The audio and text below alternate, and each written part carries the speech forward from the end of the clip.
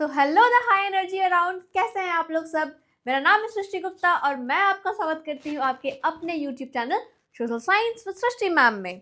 तो देखो भाई, अब तक हम लोग जहाँ जहाँ तक पढ़ चुके थे, मुझे लगता है कि आप लोग सबको याद होगा कि हमने इंट्रोडक्शन का क्लास कर लिया है, हमने क्लास 1 कर लिया है, क्लास 2 कर लिया है and this is class 3। Okay, तो आज हम लोग जानेंगे, अभी तक हमने देख लिया था कि फ्रांस एक कॉन्स्टिट्यूशनल मोनार्क बन चुका है, यानी कि संवैधानिक राजतंत्र बन चुका है। अब हम देखेंगे कि आगे चीजें कैसे कैसे हुई, ठीक है, कैसे कैसे चीजें हुई।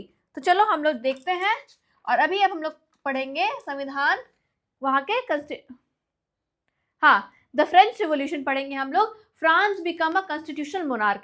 फ्रांस एक कॉन्स्टिट्यूशनल मोनार्क कैसे बना। ओके, फ्रांस एक कॉन्स्टिट्यूशनल मोनार्क कैसे बना। तो भाई चीजें देखो कुछ इस तरह से होंगी।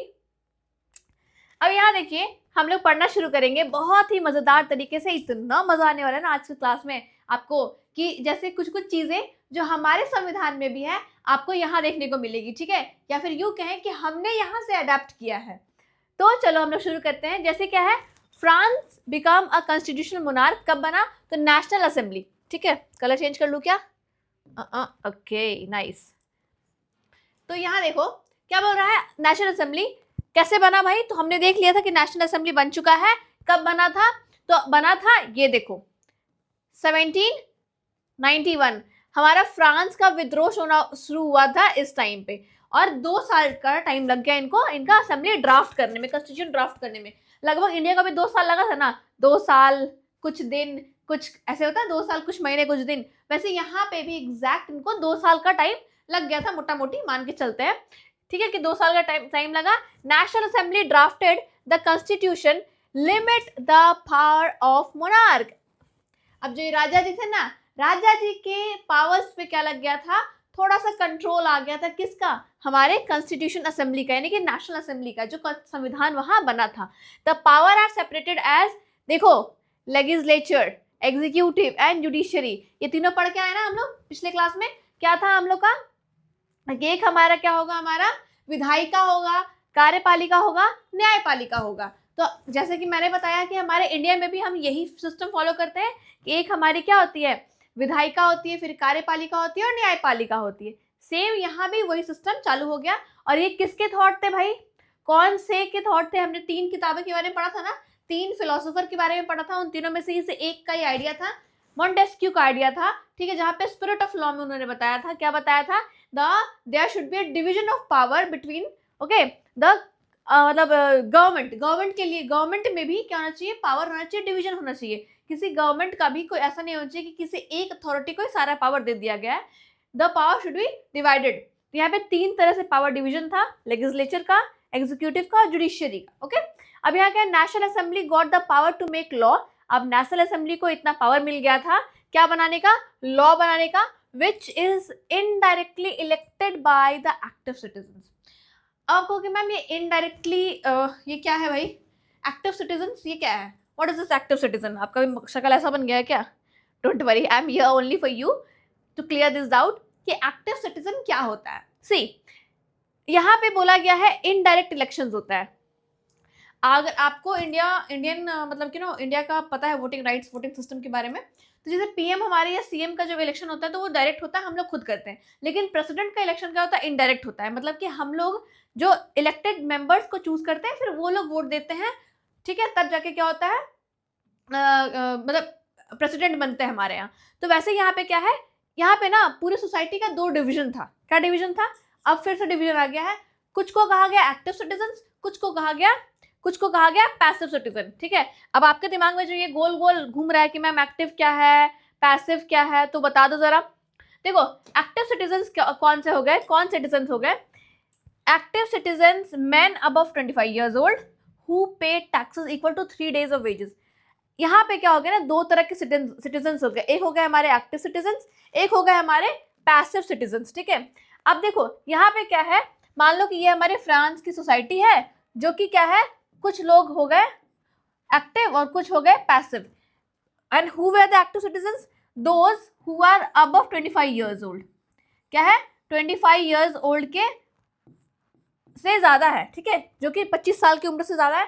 And only mens, womens have not yet get the rights to vote. अभी तो महिलाओं को बहुत स्ट्रगल करना पड़ेगा। अभी we are talking about 1791 and the womens get the right for voting is 1946। देख रहे हो रेशियो कितना, मतलब कि डिफरेंस इतना में मिला है वोटिंग राइट्स वुमेन्स को। हमारा मतलब कि संविधान यहाँ बन चुका है, नेशनल असेंबली ड्राफ्ट हो चुका है, and people who are above 25 years old, only men are allowed to vote. And उसमें भी एक शर्त है, क्या है भाई? If that man is paying taxes equal to 3 days of wages।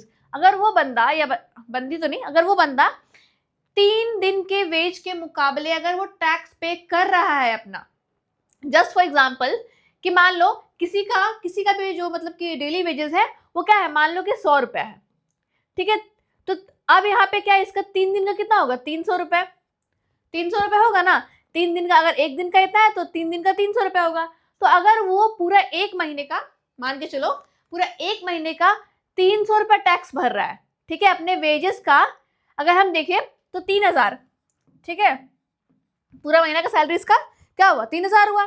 अब 3000 का अगर वो 300 पे कर रहा है, क्योंकि एक दिन का 100 रुपये तो 3 दिन का 300 रुपये, अगर वो 300 रुपये के मुकाबले अगर टैक्स पे कर रहा है और वो 25 साल से ऊपर का है, then he is allowed to do voting, ठीक है। वो कहलाए हमारे जनाब एक्टिव सिटीजन्स। याद रखना, अगर 100 रुपये किसी का सैलरी है एक दिन का वेज जो बनता है, और अगर 30 दिन को मतलब 1 महीने का मिला ले तो 3000 रुपया हुआ। तो 300 रुपया मतलब अपने सैलरी का 300 रुपया अगर वो पे कर रहा है, तब क्या हुआ, वो मतलब कि मान के चलो कि 25 साल के ऊपर का है और वो उसको क्या मिल गया? वोटिंग राइट्स मिल गया। एंड उसको क्या बोले हम लोग? बोले कि ये क्या है भाई? ये बंदा एक्टिव सिटीजन है। तो आपको क्या मैम पैसिव कौन हो गया? सब लोग। इन लोग को, इनको छोड़ के बाकी जो लोग भी है वो सब क्या है? हमारे पैसिव सिटीजन्स है, ठीक है। Who are passive citizens now? तो इनको छोड़ के बाकी सब लोग क्या हो गए? पैसिव सिटीजन्स हो गए, ठीक है। ये देखो रिमेनिंग मैन, जितने भी मैन जो बच गए, जो 25 साल से नीचे के हैं, जो अपना जो है मान के चलो कि 3 दिन के बराबर का वेज नहीं पे कर पा रहे हैं, और जितनी भी महिलाएं हैं, all the women's in the house, ठीक है, जितनी भी विमेन्स है, ठीक है, दे वेयर पैसिव सिटीजन्स। समझ में आ गया? वो आदमी जो 25 साल से ऊपर का है और अपनी कमाई का 3 दिन के बदले जितना उसको तनख्वाह मिलता है, 1 महीने में 3 दिन के बदले यानी कि 3 days के बदले अगर वो वेज पे कर पा रहा है, टैक्स भर पा रहा है, 25 साल से ऊपर का है, तो वो एक्टिव सिटीजन कहलाया। और उन्हीं को राइट्स है वोट देने का, वो भी इनडायरेक्टली। आप कहोगे मैम इनडायरेक्टली क्यों भाई? अभी तो कमा रहे हैं, 3 दिन का तो वेज भी पे कर रहे हैं, 25 साल से ऊपर का है, फिर why didn't they have right to directly vote? तो वो भी जानेंगे हम लोग। चलो देखते हैं कि क्यों भाई, सिस्टम क्या है इसका। पूरा जो फ्रांस का जो वोटिंग है उसको सिस्टम क्या है। अब देखो यहाँ पे टू क्वालिफाई, अब देखो ये जो हम सिस्टम बताने वाले हैं वो ध्यान से सुनना, ठीक है ना। To qualify as a elector, ठीक है, elector, and then as a member of assembly a man had to belong the highest bracket of tax payer. ये तो मिनिमम क्राइटेरिया हो गया कि आप वोट दे सकते हैं इनडायरेक्टली। लेकिन अगर आपको मेंबर बनना है, ठीक है, असेंबली का मेंबर बनना है, या इलेक्टोर मतलब कि डायरेक्ट वोटिंग लिस्ट में, डायरेक्ट वोटिंग में आना है, तो आपको सबसे ज्यादा हाईएस्ट वेजेस मतलब सबसे ज्यादा टैक्स पे करना होगा। क्या बोल रहा है? To qualify as an elector, अगर तुमको डायरेक्ट इलेक्शन में पार्टिसिपेट करना है या फिर मेंबर बनना है असेंबली का, ठीक है, नेशनल असेंबली का मेंबर बनना है, तो तुमको highest bracket of tax payer आना होगा। मतलब कि 3 दिन तो वो मिनिमम हो गया। मान लो हो सकता है तुम्हारा जितना कमा 1 महीने का सैलरी है उसका तुम हाफ टैक्स पे कर रहे हो, या तो मान लो 10 दिन के बदौलत पे कर रहे हो, या फिर 7 दिन के बदौलत, मतलब जितना ज्यादा आप टैक्स पे करेंगे तो उतना आप करीब हो गए किसके? नेशनल असेंबली के पार्टिसिपेट, मतलब मेंबर ऑफ नेशनल असेंबली बनने के लिए, ठीक है। बोलते हैं ना मेंबर ऑफ पार्लियामेंट, एमपी हो गया या फिर एमएलए हो गया मेंबर, तो हम लोग बोलते हैं ना कि मेंबर ऑफ पार्लियामेंट हो गया, मेंबर ऑफ लेजिस्लेटिव असेंबली हो गया, एमएलए और एमपी हमारे यहाँ। तो वैसे अगर यहाँ पे इसको अगर मेंबर बनना है असेंबली का, तो the person should have to belong, okay, the highest bracket of tax payer, उनको सबसे ज्यादा टैक्स पेयर उसमें आना होगा, तब वे मेंबर्स बन सकते हैं, नहीं तो फिर वो मेंबर नहीं बन सकते हैं, डायरेक्टली वोट नहीं कर सकते, ठीक है। अब थोड़ा हम लोग देख लेते हैं the political system under the constitution, कि अब देखो भाई कैसे कैसे लोग वोट करते थे, क्या सिस्टम था, पूरा का पूरा सिस्टम क्या है हम लोग जान लेते हैं। तो हमने देखेंगे the political system under the constitution, हमारा जो संविधान वहां बना था फ्रांस का, जो बन गया था नेशनल असेंबली, उसका कैसा कैसा रोल था। तो भाई यहाँ देखो, पहले तो 3 बॉडीज आ गए हमारे, जुडिशियरी, एग्जीक्यूटिव एंड लेजिस्लेचर आ गया, ठीक है, जो लॉ बनाएगी, जो कार्य करवाएगी, जो न्याय दिलवाएगी। अब हमारे सोसाइटी का देखो डिवीजन भी हो गया, active citizen and passive citizen, ठीक है, no voting rights. 3 million man जो थे, ठीक है, 3 मिलियन मैन थे जिनको वोटिंग राइट्स मिला ही नहीं था, और वुमेन, चिल्ड्रन और यूथ जो थे बिलो 25 साल, वो मान के चलो, देखो जैसे क्या है ना हमारे, ये इसमें सबसे बड़ा संख्या था इन लोगों का, क्योंकि वुमेन्स भी बहुत थी, बच्चे भी बहुत थे, और बहुत सारे ऐसे लोग थे जो कि मतलब 25 साल से नीचे के थे। इवन वो लोग भी थे जो लोग क्राइटेरिया फुलफिल नहीं कर रहे थे, मतलब 25 साल के तो थे, लेकिन अपनी कमाई का 3 दिन का बदले वो टैक्स नहीं भर पा रहे थे, तो वो लोग भी थे। लेकिन पैसिव सिटीजन तो ये हो गए। एक्टिव कौन है भाई?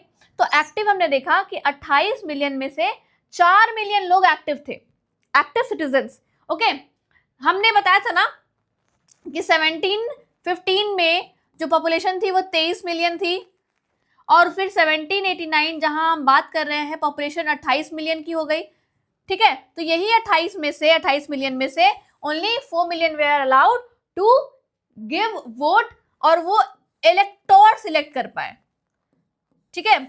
अब इलेक्टोर्स कौन थे? नोट में मैंने लिखा था नीचे, कौन थे भाई? वो लोग थे जो लोग हाईएस्ट टैक्स पेयर्स में आते हैं सबसे ज्यादा।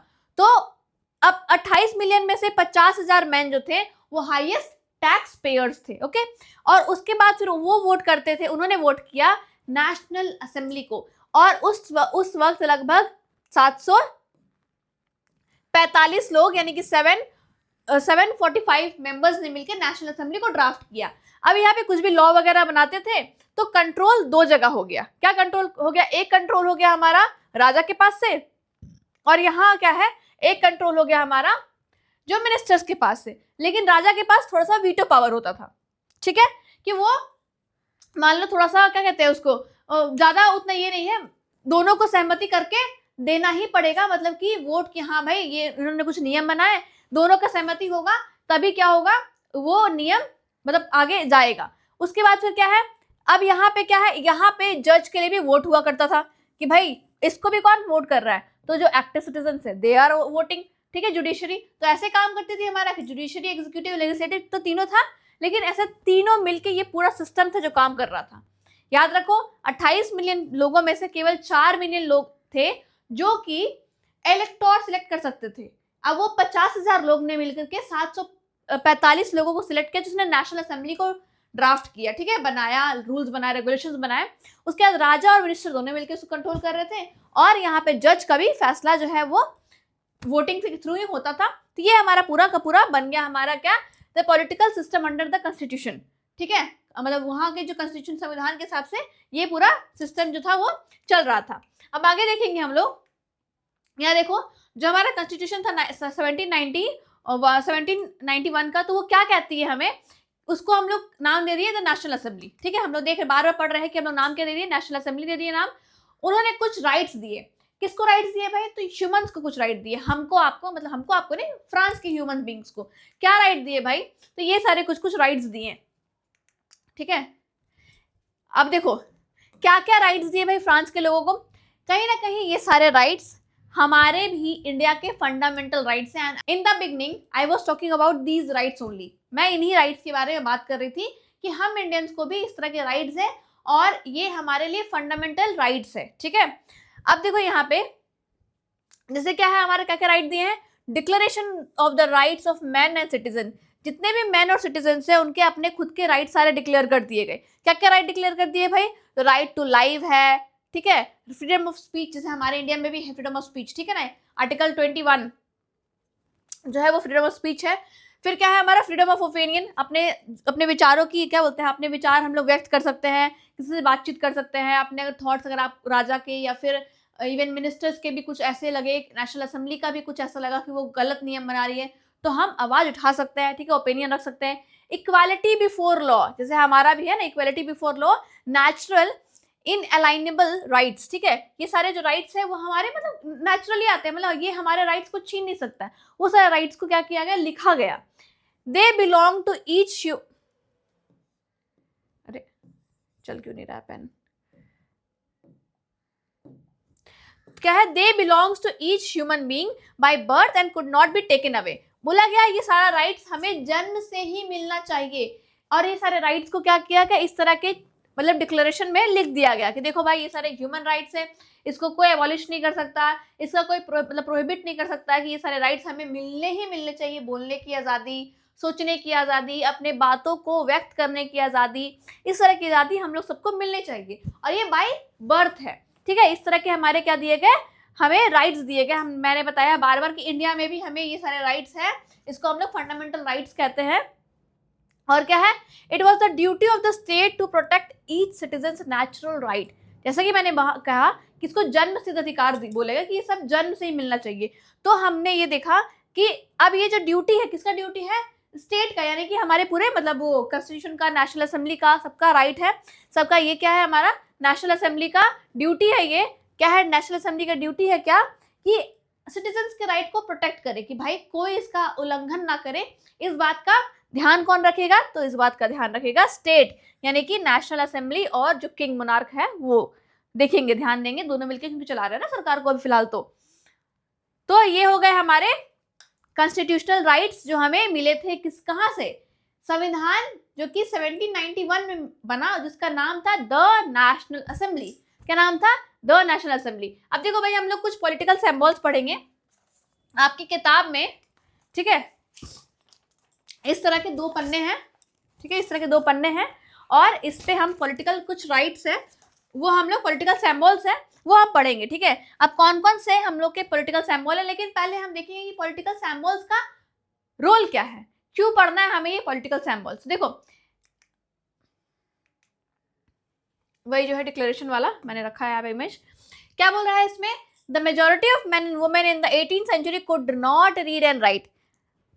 क्यों था भाई, मैं बता रही हूँ कि वो लोग अनएजुकेटेड थे, बहुत सारे लोग जो पीजेंट्स थे, फार्मर्स थे, छोटे छोटे मजदूर थे, दे वर नॉट एजुकेटेड, वो पढ़े लिखे नहीं थे। तो इसी के लिए इन तरह के सैम्बल्स मतलब कि चिन्ह बनाए गए, ठीक है, ताकि इस चिन्हों से उन्हें पता चले कि अच्छा इसका मतलब क्या है। क्योंकि कभी ना कभी मैंने बताया है हमेशा कि जितना हमें पिक्चर्स याद रहता है उतना शब्द याद नहीं रहते हैं।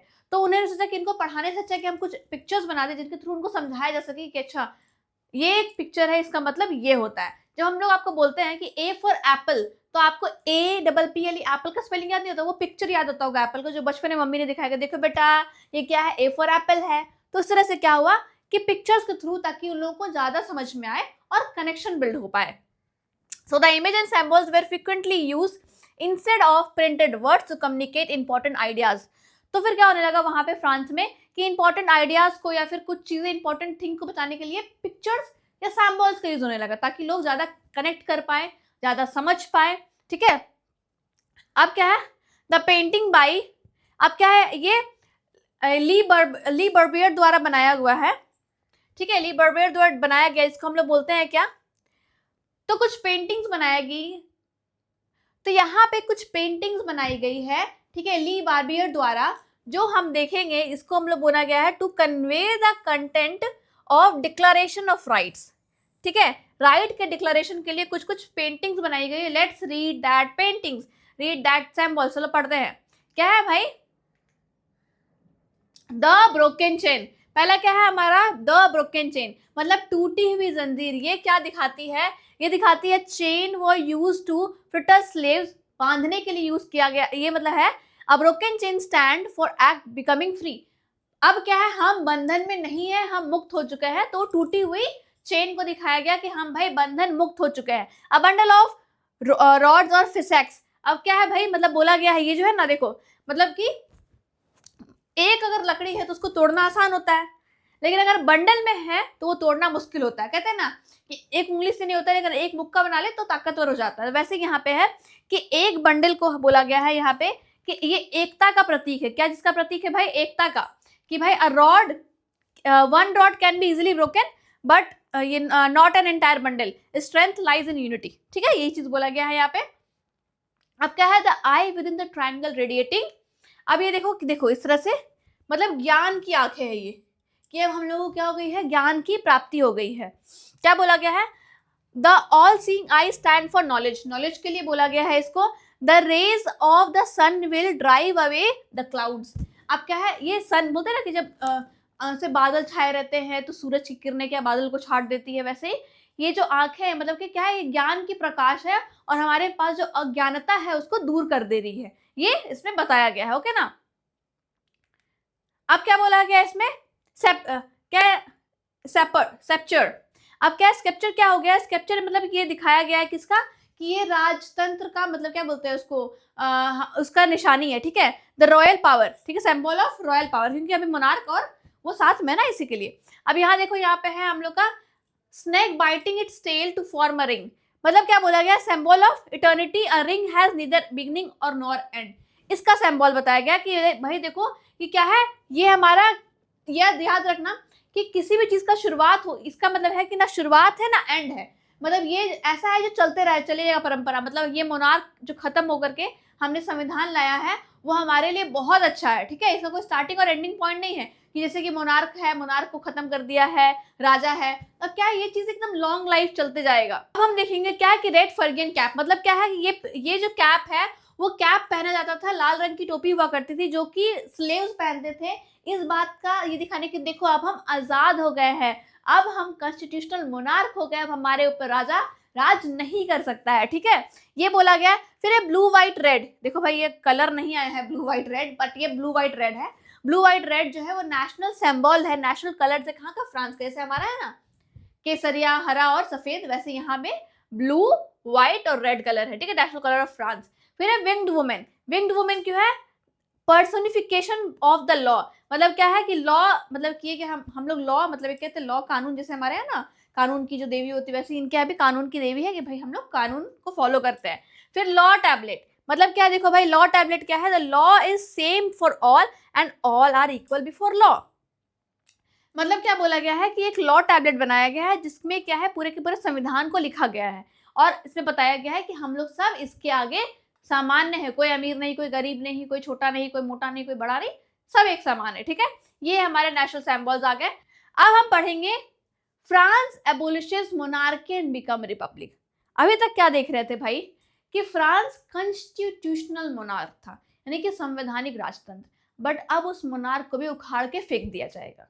अब क्यों हो रहा है, इसके पीछे बहुत बड़ा रीजन है, तो उस रीजन को चलो पढ़ते हैं, ठीक है, मजा आ रहा है ना क्लास में, मजेदार क्लास है भाई ये तो। देखो Louis 16 had a signed the constitution but made secret negotiation with king of Prussia, ठीक है, rulers of neighboring countries planned to send troops to put down the events that had been taking place since summer 1789। अब देखो बहुत मजेदार सी बात है, हुआ क्या ना कि लुई 16 ने तो बोल दिया था भाई कि हम क्या है राजतंत्र को फॉलो कर रहे हैं, लेकिन हुआ क्या ना कि लुई 16 के दो चार को मित्र और थे, प्रुशिया, हंगरी, ऑस्ट्रिया, ये सब लोग, जो ऑस्ट्रिया तो खैर उनका ससुराल ही था और प्रुशिया भी उनके दोस्त हुआ करते थे, तो वहां के राजा लोग को भी डर हो गया, अरे भाई फ्रांस में तो इतना घटना घट रहा है, अब तो पूरा का पूरा कंट्रोल कर लिया है फ्रांस के जो राजा लुई 16 को, अगर यही सब उड़ते उड़ते आ गया हमारे यहाँ पे और हमारे यहाँ के जो लोग हैं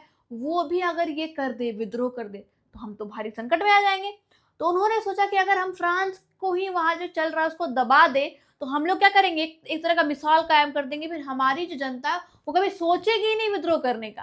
तो इन्होंने क्या किया भाई, सीक्रेट नेगोशिएशन, मतलब क्या है, सीक्रेट नेगोशिएशन किया किसके साथ, king of Prussia, king of Prussia के साथ सीक्रेट नेगोशिएशन किया किसने, लुई 16 ने, कि भाई बंधु लोग देखो तुम लोग को समझा दे रहे हैं, अगर तुमको संभल जाना है तो संभलो, नहीं तो फिर मेरे जैसी दशा हो जाएगी। और तो प्रुशिया ने बोला, वहां के राजा ने कि हाँ भाई हमें तो संभलना पड़ेगा, वरना हम भी ऐसे ही मारे मारे फिरेंगे जैसे तुम फिर रहे हो, तुमको तो हटा दिया गया, तुमको क्या ही वैल्यू दे रहा है, कुछ वैल्यू नहीं दे रहा है, वो लोग सब नेशनल असेंबली के हिसाब से चलता है, तुम्हारे हिसाब से कुछ नहीं चलता है, तो करे क्या भाई हम।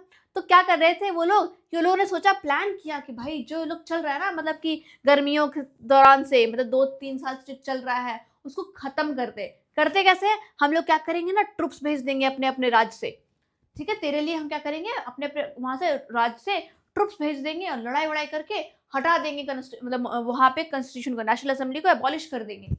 लेकिन लेकिन लेकिन लेकिन कहते हैं ना कि सब चीज, ठीक है, नेशनल असेंबली को ये बात पता चल गई, तो उन्होंने कहा तेरा तो गेम बजाना ही पड़ेगा बेड़ू, ऐसे ऐसे प्लान कर रहा तू, तुझको तो मैंने फिर भी बैठाया, मतलब कॉन्स्टिट्यूशनल मोनार्क रखा कि भाई हमने क्या संवैधानिक राजतंत्र, राजतंत्र को अभी भी रखा है।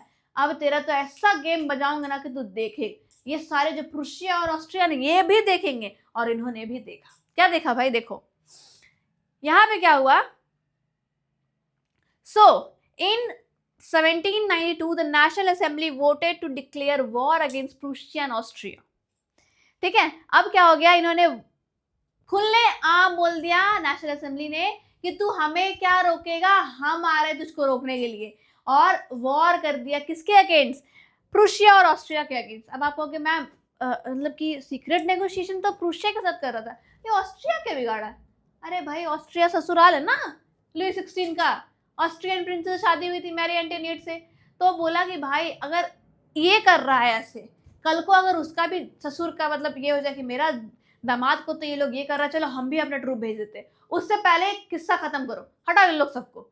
तो फिर क्या हुआ, नेशनल असेंबली ने प्रुशिया और ऑस्ट्रिया के खिलाफ वॉर छेड़ दिया। क्या कर दिया? इन लोग का गेम बजा दिया। क्या कर दिया? गेम बजा दिया ऑस्ट्रिया और प्रुशिया का। और फिर क्या हुआ, वॉर अगेंस्ट प्रुशिया और ऑस्ट्रिया में क्या हुआ, यहाँ पे लोगों की बहुत ज्यादा भावनाएं पनप उठी। क्यों भावनाएं? क्योंकि इतने मुश्किलों से, तो इतने जद्दोजहद करने के बाद उनको नेशनल असेंबली मिला है, कुछ राइट्स मिले हैं, बोलने की आज़ादी, तुम्हारे सोचने की आज़ादी, और अब अगर ये लोग ऐसे करेंगे तो फिर से कहीं उनका राइट्स ना छिन जाए। जो एबॉलिशन हुआ था कि ये सब टैक्स नहीं लगाने हैं, जो चर्चेस का जमीन हड़प लिया, कहीं ऐसा ना हो कि फिर से वो सब आ जाए। तो दिमाग में क्या आने लगा? डर आने लगा। तो जब डर आने लगा,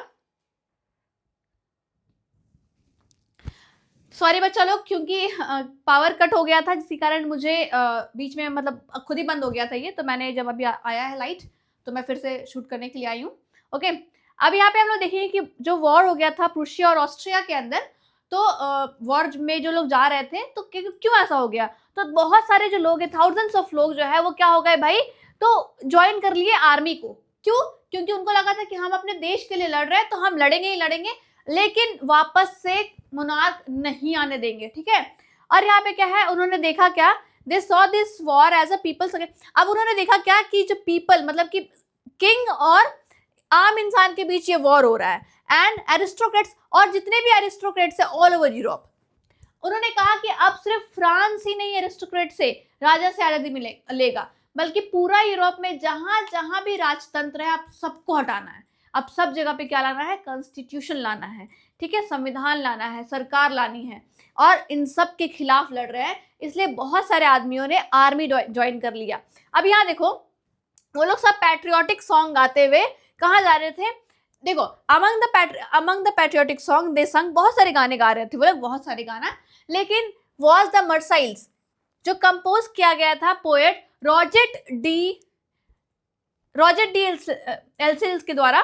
ठीक है, इनके द्वारा जो पोयम था मर्सेल्स लिखा गया, वो बहुत ज्यादा लोकप्रिय हुआ, बहुत ज्यादा लोकप्रिय हुआ। कहते हैं ना कि जब हम लोग गाना वाना गाते हैं तो फिर एक अलग ही, जैसे कि मान लो कि जैसे हम लोग ऐसे, तो हम लोग बोलते हैं कि हाँ बहुत पैट्रियोटिक है, पैट्रियोटिक है, लेकिन जैसे ये गाना बज जाता है ना, ओ मेरे वतन के लोगों जरा आंख में भर लो पानी, जो शहीद हुए हैं उनकी, तो ये जो अगर गाना बज जाता है तो अंदर से और देश भावना, देशभक्ति आ जाती है। वैसे ही मर्सेल्स जो है, वो गाना गाया गया जब, तो उन सब के अंदर और जोश और जुनून और आ गया कि नहीं, अब तो देश के लिए लड़ना ही है, अब तो राजतंत्र के खिलाफ आवाज उठानी ही है, और सिर्फ फ्रांस नहीं बल्कि पूरा यूरोप जो है वो राजतंत्र मुक्त होगा। ठीक है, तो ये गाना गाया गया। It was sung for the first time by volunteers from Marseilles, Marseille से आते हुए they marched into the Paris. देखो, ये हमारा पूरा यूरोप है, यहाँ नीचे की तरफ मर्साइल्स है और यहाँ ऊपर की तरफ पेरिस है, तो यहाँ नीचे की तरफ जब ऊपर से वो लोग आ रहे थे मार्च करते हुए, तो ये गाना गाते हुए आ रहे थे। ठीक है, march in Paris, so it got its name, और यही क्योंकि जगह का नाम है और उसी से उसका नाम पड़ गया। अब द मर्साइल, अब ये बात बहुत याद रखने वाली बात है कि आज फ्रांस का जो नेशनल एंथम है वो हमारा मर्साइल्स है। ठीक है, तो ये हमारा पता चल गया कि लोगों में कैसे देश प्रेम की भावना आ गई, पैट्रियोटिज्म आ गया कि उनको अपने देश के लिए लड़ना है, राजतंत्र के खिलाफ लड़ना है। इसी के लिए उन्होंने मर्साइल्स गाने को गाना शुरू किया और गा के लोग और ज़्यादा देशभक्ति में झूमते झूमते वॉर में लड़ने के लिए चले गए। और ये हमारे रहे, ठीक है, रॉजर डी एल्सले, जिन्होंने मर्साइल्स लिखा था, कंपोज किया था, मतलब लिखा था। ओके, और हाँ ये देखो, चलो आ ही गया, द वॉर अगेंस्ट से पूछा। देखो ये जो है ना, ये देखो यहाँ पे मैं आपको दिखाती हूँ, ये देखो, ये दिख रहा है चुट्टू सा, ये है मर्साइल्स, ठीक है। और यहां से वो लोग आ रहे थे, ठीक है। कहाँ गया हमारा, अरे मैं तो रास्ता ही भटक गई। ये देखो पेरिस से आ गए थे, ठीक है। तो पेरिस आ रहे थे तो गाना गाते गाते गाते गाते आ रहे थे। तो यही इस गाने के इस जगह के नाम से, और मर्साइल्स जो गाना है वो इतना फेमस हो गया कि आज फ्रांस का नेशनल एंथम है। ओके, देख लिया आप लोगों ने कि देशभक्ति में, प्रेम में कितना ताकत होता है, कि लोग जुड़ गए। अब क्या देखो, रेवोल्यूशनरी वार, अब देखो क्या होने लगा, क्योंकि वॉर हो रहा है। याद रखो कि कभी भी जहां भी वॉर होता है तो कभी किसी को फायदा नहीं देता है, नुकसान नहीं देता। अब हमारे यहाँ जो अभी इंडिया मतलब वॉर चल रहा है, उसके कारण हमारे एलपीजी की कितनी शॉर्टेज हो रही है, यहाँ पे चीज़ों के दाम बढ़ रहे हैं, शेयर मार्केट उठ रहा है, सॉरी शेयर मार्केट गिर रहा है, उठ रहा बोल रही हूँ मैं, ठीक है, शेयर मार्केट जो गिर रहा है, तो उसके कारण वही यहाँ पे हुआ। रेवोल्यूशनरी वॉर का रिजल्ट क्या हुआ, brought losses and economic difficulties for the people. और ज्यादा डिफिकल्टीज आने लगे पीपल में, ठीक है। अभी तक तो सिचुएशन ठीक था, ठीक ठाक हो गया था, लेकिन अब क्योंकि वॉर हो रहा है सिचुएशन और बद से बदतर हो गई। कैसे हो गई, बट हाउ, हुआ कैसे सिचुएशन बद से बदतर भाई और ज्यादा। तो देखो, while the men were away fighting at the front, women were left to the cope with the task of earning a living and looking after their families। अब देखो, क्योंकि हमने बोला कि बहुत सारे लोग क्या है, आर्मी ज्वाइन कर लिए, अब सब चले गए लड़ने के लिए प्रूशिया और ऑस्ट्रिया से, ठीक है। लेकिन अब यहाँ पे बच्ची कौन, छोटे छोटे हमारे निक्के निक्के से बच्चे घर पे और औरतें। अब उनको क्या है, अब चले, हमारे आदमी तो चले गए हैं मतलब कि लड़ाई लड़ने के लिए। उस जमाने में फ्रीडम फाइटर्स मतलब बहुत ज़्यादा ही बड़ा रोल प्ले करते थे, बट क्योंकि उनको पैसे नहीं मिलते थे, वो तो देशभक्ति से कर रहे हैं ना, देशभक्ति कर रहे हैं, उनको पैसे कौन देगा। लेकिन अब इनके जो बीवी बच्चे हैं वो भूखे तो रहेंगे नहीं, इनके लिए बड़ी मुसीबतें आन पड़ गई, इनको बहुत सफ़र करना पड़ा। अब सफ़र कैसे करना पड़ा भाई, तो देखो, large section of population were convinced that the revolution had to be carried further, as the constitution of 1791 gave political rights only to the richer section of society।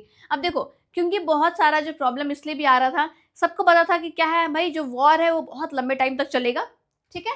War जो है लंबे टाइम तक चलेगा, जितना लंबा टाइम तक चलेगा resources उतने ही स्केर्स होते रहेंगे और कम होते रहेंगे। और जो हमारा संविधान बना था 1791 में, उसमें फीमेल्स को तो उतना कुछ राइट नहीं था, ना वोटिंग राइट्स था, ना कुछ राइट्स था। और यहाँ पे बच कौन गई थी, ओनली वुमेन्स बच गई थी। क्या बच गई थी, वुमेन्स बच गई थी, एंड द चिल्ड्रंस बच गए थे, ठीक है। ये लोग घर पे बच गए थे, इनको हो रही थी बड़ी तकलीफ। अब इनको क्योंकि राइट्स कुछ थे नहीं, तो इसलिए प्रॉब्लम हो गई बहुत ज़्यादा बड़ी, कि इनके पास, क्योंकि इनको तो इतना ये भी नहीं था, काबिल भी नहीं थे ना इतने ज़्यादा कि पढ़े लिखे थे कि ये लोग जाके नौकरी कर ले, कि हम अपने बच्चों का नौकरी कर लेते हैं तो बच्चों को अपना खा देंगे, खिला पिला देंगे। ये तो कुछ कर नहीं सकती थी वुमेन्स लोग। तो भाई यहाँ पे दिक्कत आन पड़ी बहुत ही ज़्यादा। और इसका रिजल्ट क्या हुआ, इम्पैक्ट हुआ, देखो बहुत खतरनाक इम्पैक्ट हुआ। और इम्पैक्ट क्या है हमारा, तो political clubs were started playing important role in the society. अब क्या होने लगा ना कि अब क्योंकि देखो, पूरे की पूरी नेशनल असेंबली और बहुत ज़्यादा बड़े पॉपुलेशन के जो लोग हैं, बहुत ज़्यादा अमाउंट के जो लोग हैं, वो क्या कर रहे हैं, वॉर लड़ रहे हैं।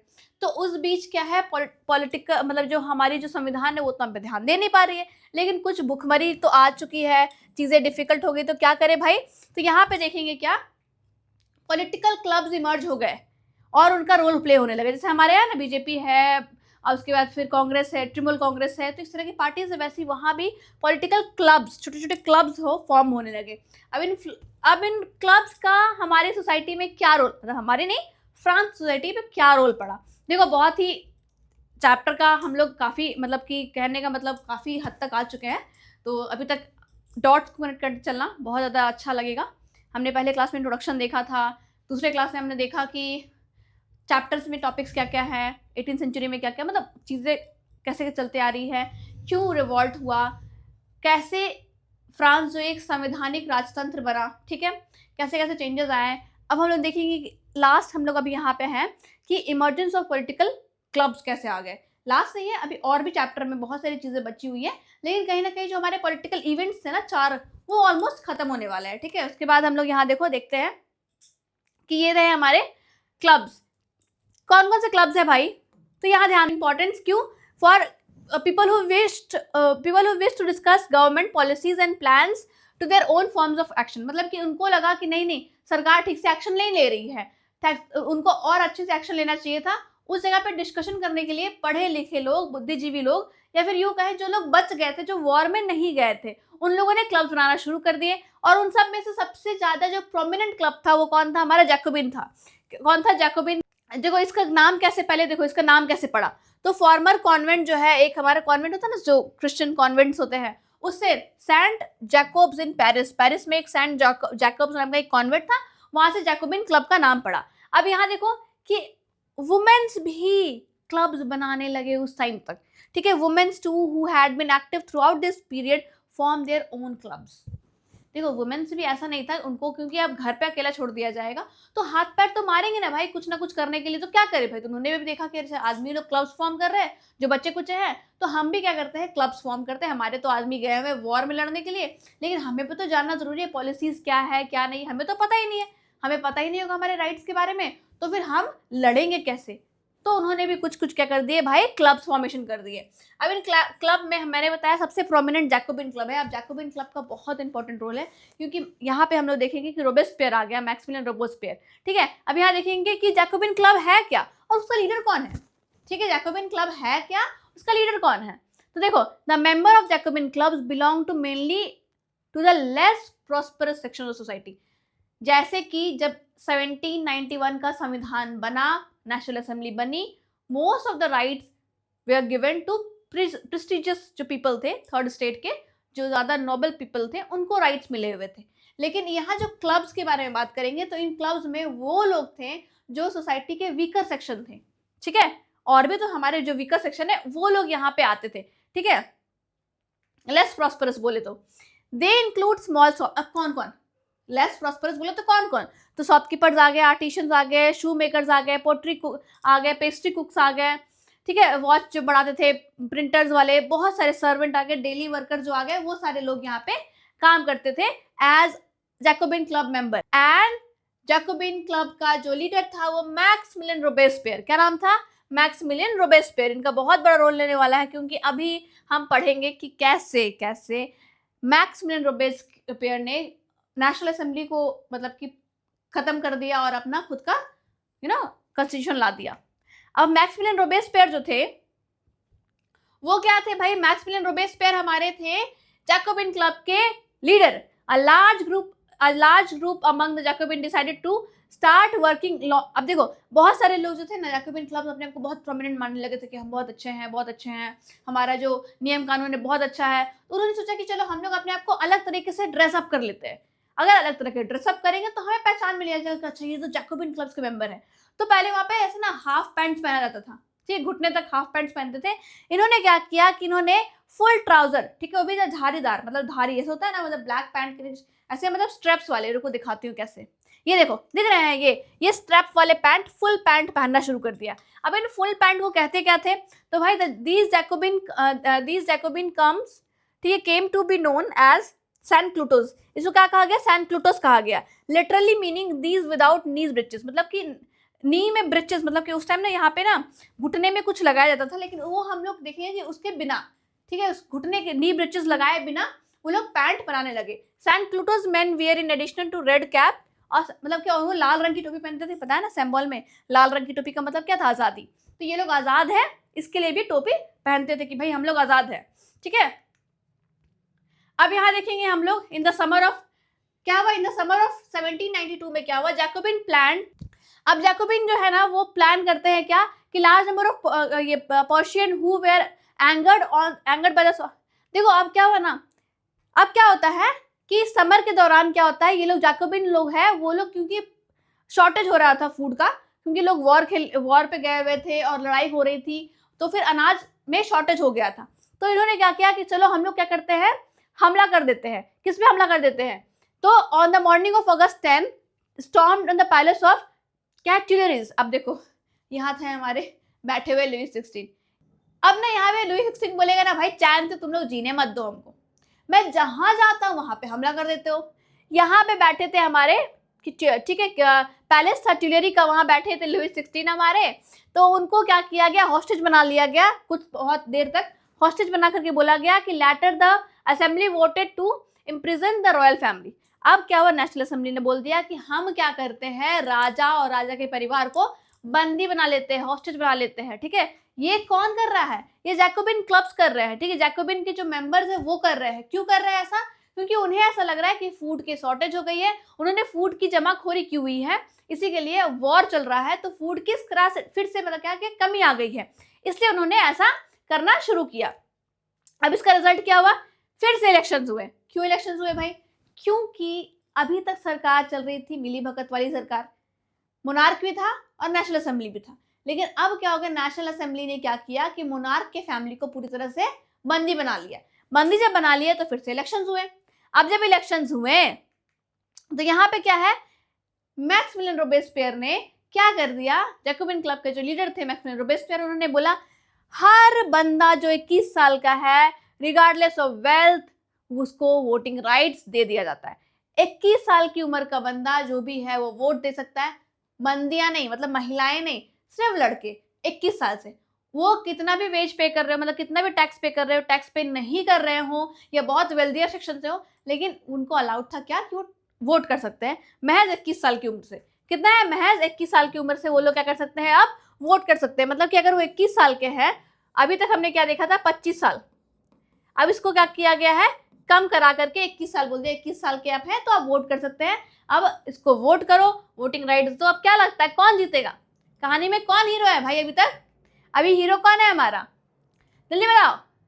अब new elected assembly was called as convention. समझ में आ गया, अब क्या लग रहा है लीडर कौन बना है कन्वेंशन का, जरा बताओ। सिंपल सी बात है भाई, कौन बनेगा लीडर, कौन बनेगा लीडर, जल्दी बताओ। यहाँ देखो क्या हो गया लुई 16 के साथ। अब यहाँ क्या हो गया ना कि नया जो वोटिंग राइट्स हुआ, जिसमें कि 21 साल के ईयर्स के जो भी लोग थे उनको वोटिंग राइट्स दे दिया गया, इलेक्शन हुआ और नेशनल असेंबली, ठीक है, नेशनल असेंबली को हटा करके कन्वेंशन ला दिया। क्या ला दिया, कन्वेंशन। और कन्वेंशन लाने के बाद on 21 September 1792 it abolishes the monarchy and declared France a republic. अब क्या है, इसमें क्या हुआ, मोनार्क को एकदम एबॉलिश कर दिया कि एकदम तुम भीतरे जाओ, अब तेरा कोई काम नहीं है, ठीक है, तुम्हारा कोई काम नहीं है। फ्रांस अपने को क्या घोषित कर दिया कि हम क्या है, रिपब्लिक है। क्या है, रिपब्लिक है। अब यहाँ पे क्या देखेंगे कि Louis 16 was sended to death, मतलब कि उनको फांसी की सजा सुना दी गई, डेथ करार दे दिया गया। ठीक है, देशद्रोह, क्या ट्रिज्म के ये पे कि देशद्रोह के आरोप में इसको क्या बोल दिया गया कि तुम भाई अब फांसी पे लग जाओ, तुम्हारा कोई काम नहीं है, तुमने बहुत अपराध कर लिए, तेरे अपराधों का घड़ा जो है वो भर गया है। नेशनल असेंबली भी चली गई है, अब आ गया है कन्वेंशन और उसने क्या किया है, लुई 16 को मरवा दिया।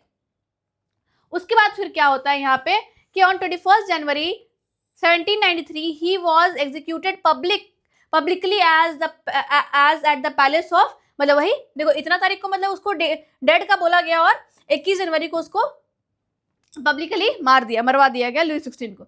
उसके कुछ टाइम बाद क्वीन मैरी एंटोनिएट का भी कुछ यही हाल हुआ, उनको भी मरवा दिया गया।